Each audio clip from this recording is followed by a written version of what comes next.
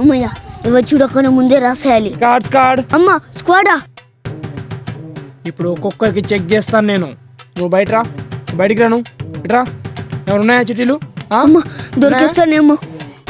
సరే నడు నువ్వులే ఇట్రా. సచ్చింది గొర్రె.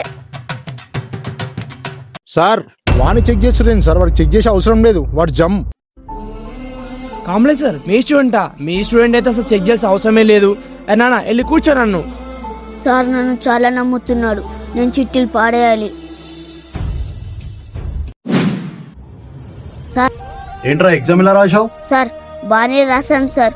మీకు ఒక విషయం చెప్పాలి. ఏంటి నాన్న, ఏం విషయం చెప్పాలరా?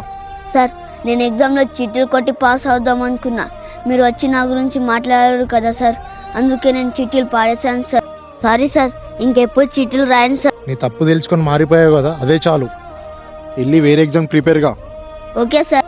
ఈ వీడియో మీద మీ ఒపీనియన్ ని కామెంట్ చేయండి.